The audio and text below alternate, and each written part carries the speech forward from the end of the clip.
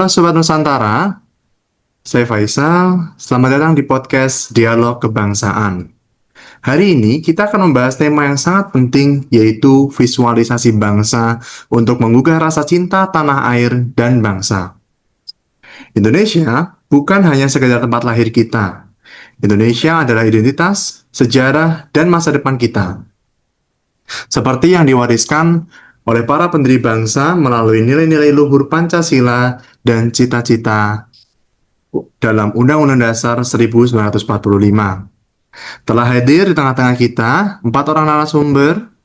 Ada Kak Fitria dari Fatmawati, ada Kak Nabila dari Harapan Kita, ada Kak Rahman dari Persahabatan, dan ada Kak Ernis dari Fatmawati.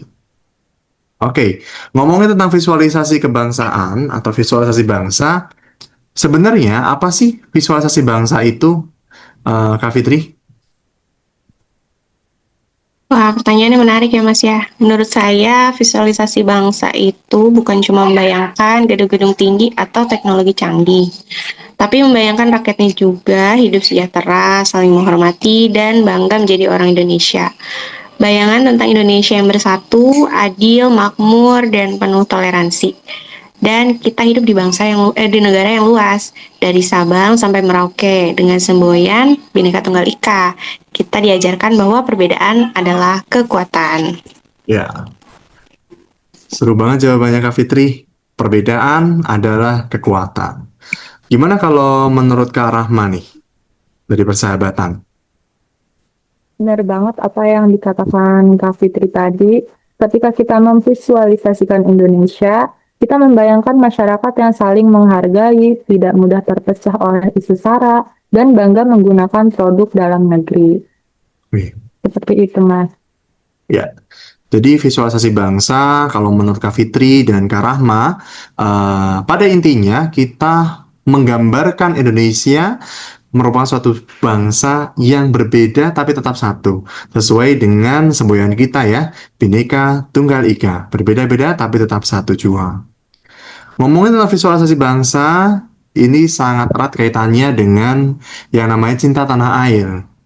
Sebelum tahu tuh cinta tanah air itu apa, kenapa sih cinta tanah air itu penting? Eh, Menurut Kak Nabila, kenapa cinta tanah air itu penting? Iya, Mas. Menurut saya pribadi, cinta tanah air itu penting karena sebenarnya cinta tanah air itu kalimat yang sederhana, tapi maknanya dalam banget nih, Mas. Kalau kita nggak punya rasa cinta tanah air itu, kita kerja sebagai ASN bisa cuman kayak rutinitas harian kayak datang, kerja, pulang, dan selesai. Tapi kalau kita ada rasa cinta sama Indonesia, kita jadi lebih tulus melayani dan lebih hati-hati dalam mengambil keputusan. Karena yang kita layani itu bukan orang lain yang jauh di sana, tapi masyarakat kita sendiri, bangsa kita sendiri, dan disitulah menurut saya cinta tanah air benar-benar terasa, Mas. Mantap. Jadi kalau Kak Nabila lebih kepada pengabdian ya sebagai aparatur sipil negara, dengan adanya rasa cinta tanah air itu akhirnya menjiwai Kak Nabila dalam melayani pasien ya ataupun masyarakat pada umumnya seperti itu ya. Kalau menurut Kak Ernis nih dari Fatmawati, gimana Kak Ernis? Kenapa rasa cinta Menurut itu penting? menurut saya cinta tanah air itu penting karena dengan cinta tanah air kita akan tetap menjadi bangsa yang utuh, tidak mudah dipecah belah. Salah satunya yang bisa kita implementasikan dalam kehidupan sehari-hari dengan membeli produk dalam negeri dan UMKM yang ikut mendorong perekonomian bangsa. Ya, setuju sih saya juga dengan Kak Ernest dan Kak Nabila bahwa cinta tanah air itu sangat penting untuk menjaga ketahanan kita sendiri sebagai sebuah bangsa gitu ya. Termasuk tadi Kak Ernest menyinggung tentang mendorong perekonomian bangsa. Oke, lantas karena cinta tanah air itu sepenting itu, bagaimana jika rasa cinta tanah air itu hilang atau memudar atau pupus? Kira-kira gimana Kak Fitri? Pastinya kita mudah diadu domba dan sering terjadi perselisihan bisa antar warga, antar suku. Seperti itu sih. Terus kalau misalkan masyarakat tidak punya rasa cinta tanah air, budaya kita sendiri akan terlupakan dan kita malah bangga dengan budaya dari luar. Dan yang lebih berbahaya lagi nih ya Mas, kita bisa kehilangan arah sebagai bangsa karena tidak lagi berpegang pada nilai-nilai Pancasila. Terus masyarakat tidak punya rasa cinta tanah air, maka persatuan akan rapuh. Padahal menjaga negara kesatuan Republik Indonesia adalah tanggung jawab kita bersama. Ya, setuju dengan semuanya bahwa yang namanya menjaga persatuan dan kesatuan atau menjaga keutuhan negara kesatuan Republik Indonesia itu merupakan tanggung jawab bersama yang diwujudkan atau didasarkan pada rasa cinta tanah air. Kalau rasa cinta tanah air ini hilang, seperti yang tadi disampaikan oleh Kak Rahma, kita bahkan bisa kehilangan identitas dan kebudayaan kita sebagai suatu bangsa. Menarik sekali diskusi kita tentang rasa cinta tanah air itu.